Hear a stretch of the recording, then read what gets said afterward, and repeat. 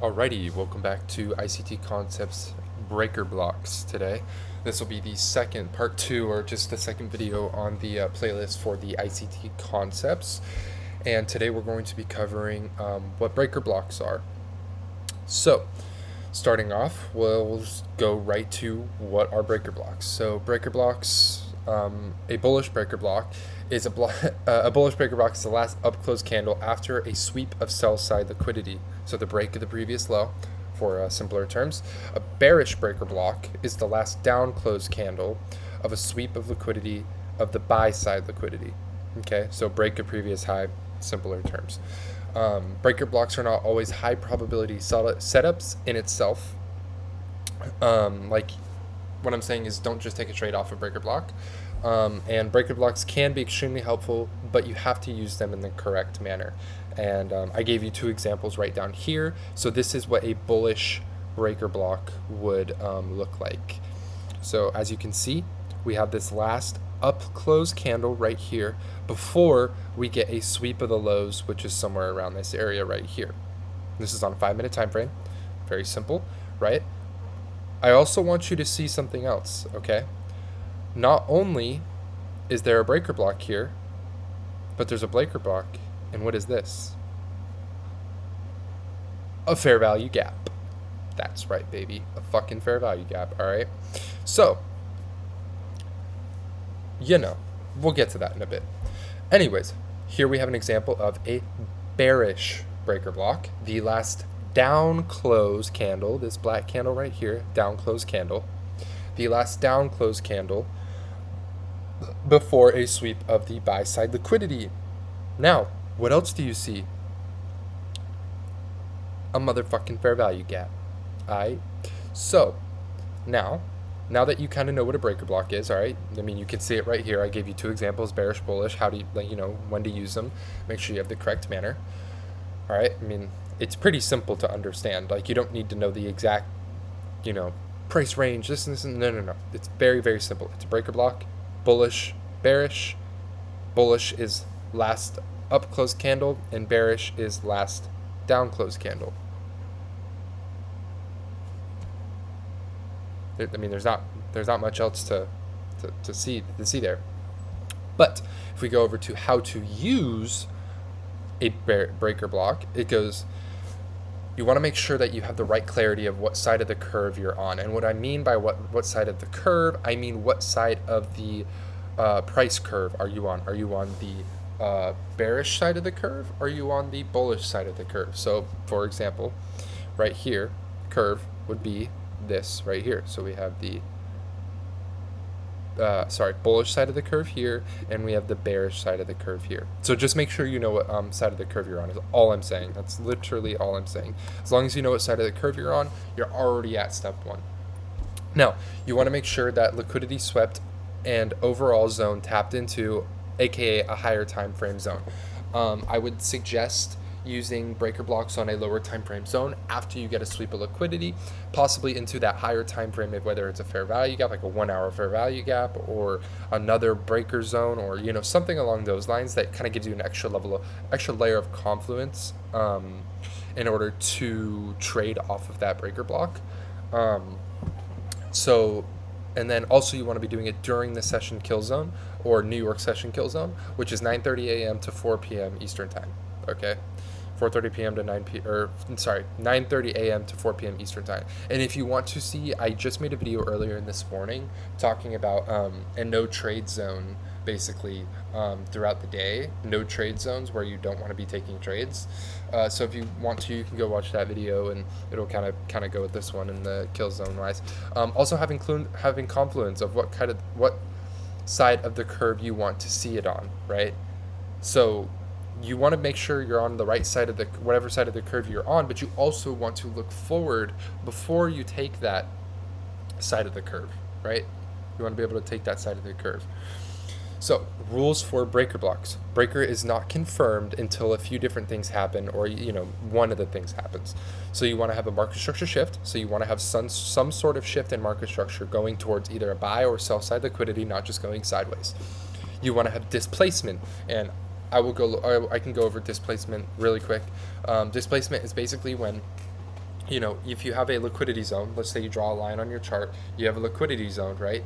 And if it taps into this liquidity zone, just barely it comes close under, that's not displacement. That's just kind of closing it below the liquidity zone. We want to see displacement, right? Like major down close candle or up close candle, whatever side of the curve you're on, to displace through that liquidity zone, right? That's what we want to see. Is we want to see displacement through the liquidity zone, which would be a major candle like this on this side. So some sort of displacement. Next, you also might want to see some sort of SMT divergence. Now I'm going to make a video separate on SMT divergence in itself. That is part of this playlist for you guys. So that will come later. But start with the market structure shift and displacement.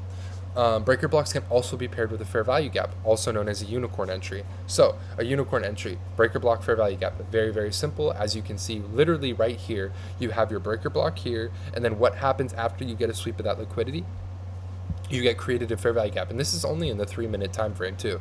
So not even like a super low time frame like the 1 minute or something like that. Like this is a 3-minute time frame. This would have been a perfect entry. You scale down to the 1 minute, you have your fair value gap, you wait for it to close and come in. I mean, like there's really nothing more perfect than a setup like this, because then you take this, you ride this downside move. You could even come in here and add another position on this fair value gap zone right here, and then just you keep riding the curve until you reach that buy side liquidity zone. And then also like the image to the right would be considered a unicorn entry. It taps into the fair value gap as well as the breaker block to then create a move to the downside. So breaker blocks in itself, I wouldn't take a trade just because it taps into a breaker block. I would say have an extra layer of confluence before you're taking a trade, just based off one things, because the whole reason that I'm teaching you guys ICT concepts, and also not only does doing this help you guys learn more, but it also helps me learn more on how to use ICT concepts and keep growing my knowledge on them from a day-to-day basis.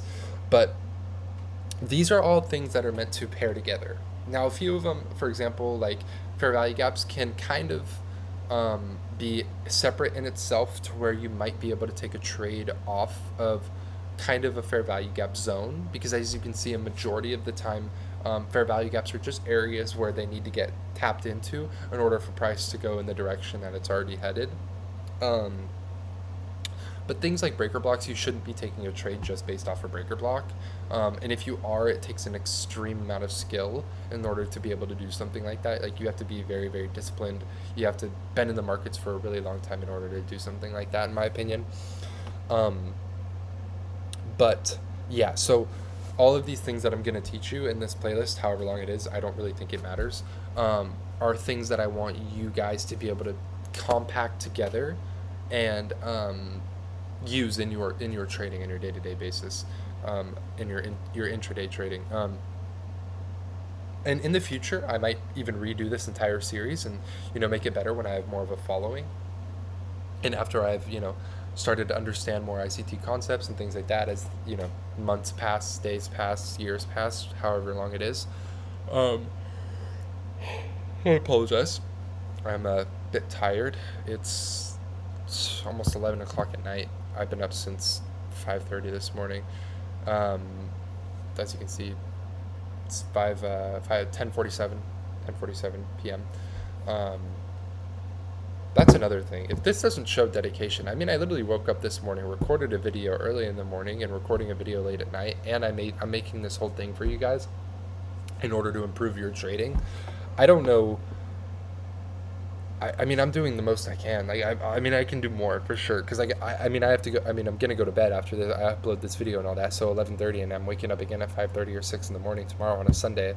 While most of you probably sleeping until 10 or 11 o'clock, which you shouldn't be doing, because my weekends feel like an entire week in just 2 days. All because I wake up early, have the whole day to just do whatever.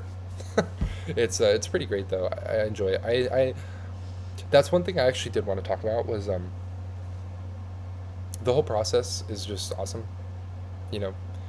I think that the most successful people in the world are the ones who enjoyed the process instead of just enjoyed the outcome. If you enjoy the process, you're going to enjoy the outcome a lot more. And I think that's just I think that's the truth. Like, I enjoy trading. I love it. It's genuinely one of my joys in life. One of my favorite things, for sure. But anyways, yeah. So that would be the simple video on ICT concepts of breaker blocks. I don't know which video I'm gonna do next. I might do, SMT divergence or market maker buy models and market maker sell models. I will let you guys know, possibly in my next charting session or even for tomorrow's video as well. It all just really depends. But yeah, I think I'm going to wrap it up there for the breaker blocks. I'm going to leave this link down in the description below for all of you guys in order to come check this out for yourself, because I want you to be able to reference to this as well. So yeah, with that, I hope everyone is having a wonderful weekend so far. Let's kill the day on Sunday. Do something productive. Definitely train your mind. Be productive. Don't just sit around all day. I want you guys to be up and doing stuff. Whether it's work, whether it's mow the lawn, garden, help your mom go to the store, do whatever. Just do something.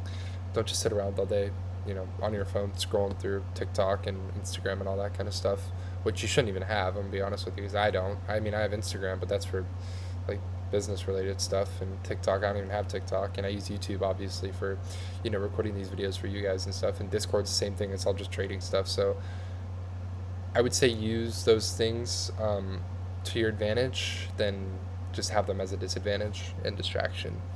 But with that, I hope everyone has a wonderful evening, if you're still up or not. And like I said, let's kill the day on Sunday. Let's get up and do something, and I'll see you all tomorrow. Have a wonderful night.